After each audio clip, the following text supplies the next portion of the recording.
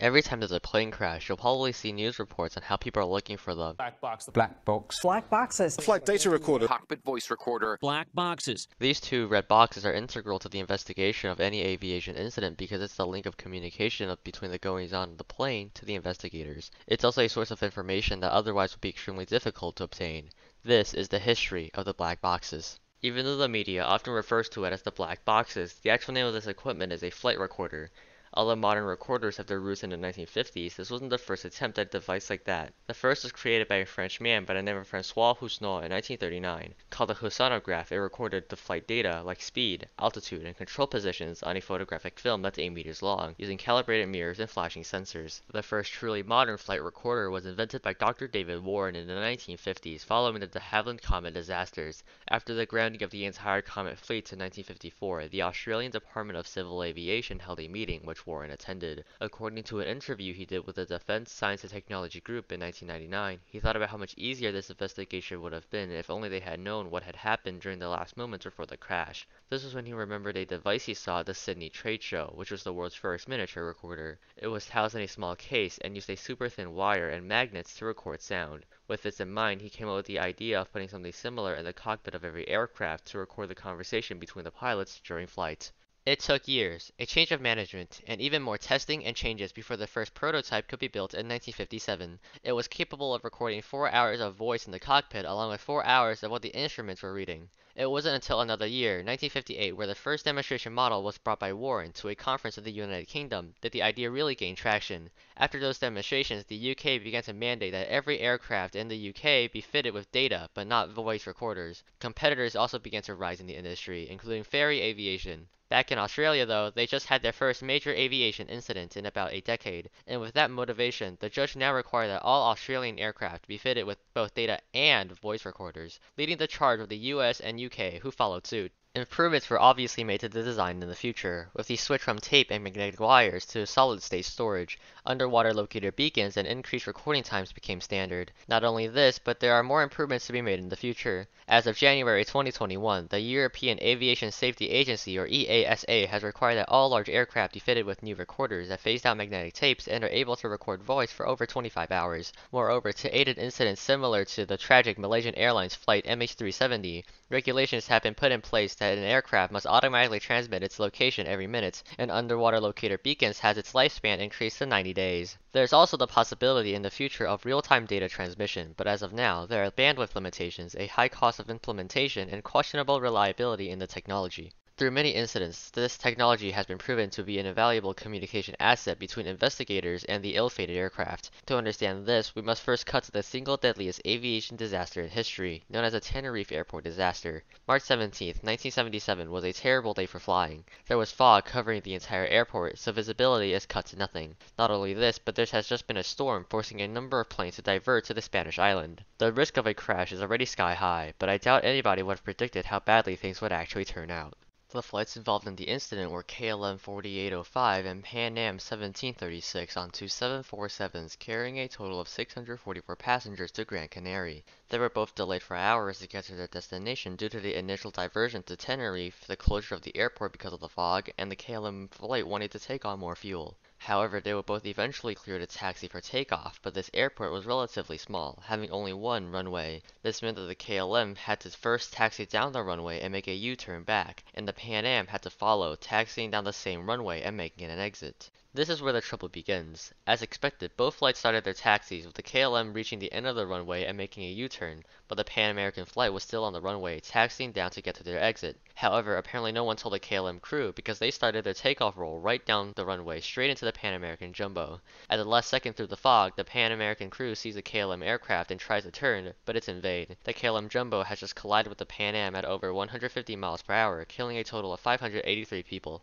The initial investigation baffled the investigators. Armed with only the air traffic control voice recordings, there seemed to be no obvious problem that would have led to the collision. Sure, the Pan Am aircraft had taxied past their assigned exit, but the KLM crew were told to wait for takeoff clearance from ATC, meaning that they weren't supposed to be moving. At first, it was assumed that the accent of the Spanish controller played a role, but the further investigation proved that both crews understood what the controller was saying. This is where the black boxes come in.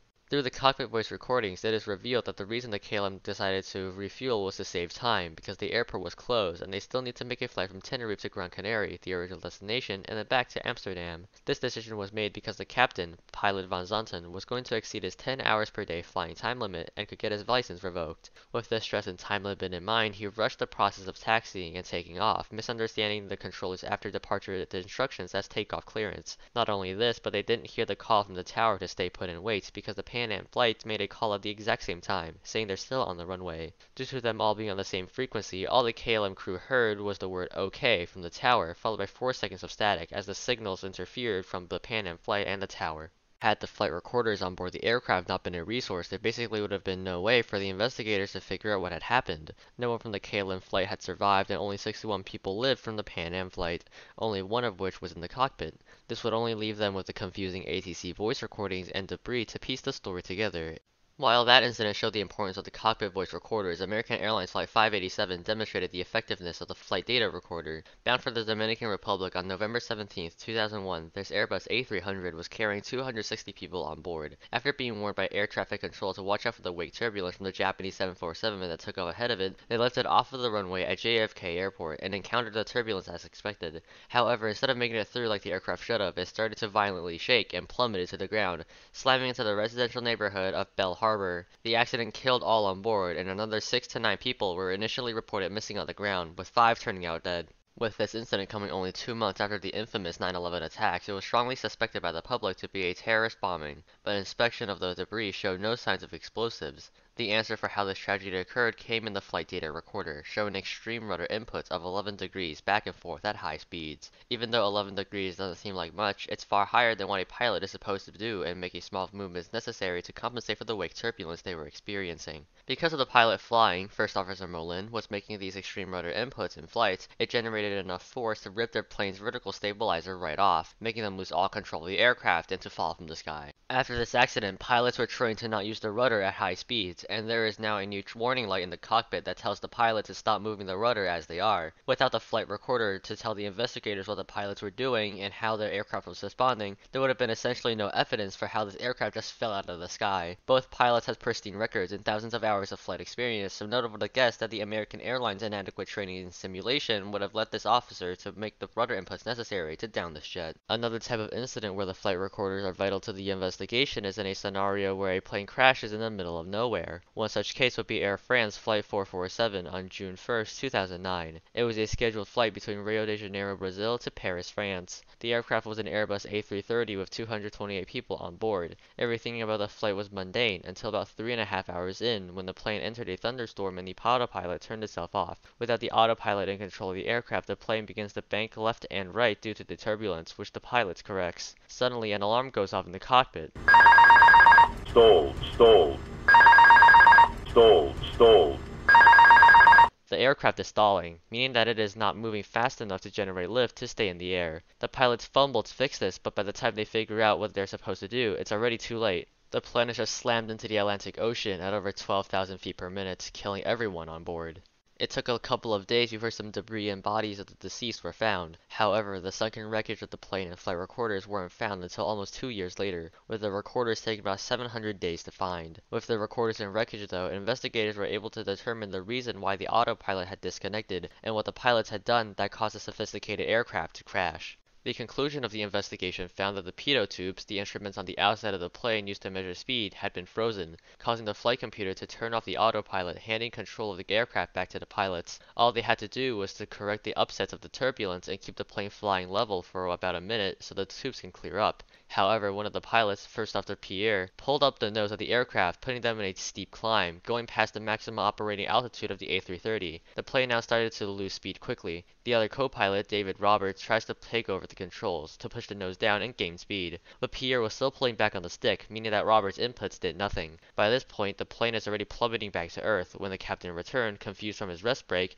he couldn't save the plane in time as the other co-pilots had already let things spiral out of control. The reason flying is one of the safest modes of transportation transportations in the world is because of the advancement in technology and prevention of future disasters from learning from mistakes. The invention and evolution of the black boxes has been one of the most fundamental and vital communication links to tell us what had happened and let us prevent it from ever happening again. Without it, there would be countless unexplainable aviation incidents such as the previous mentioned that would either be extremely difficult or straight up impossible to solve.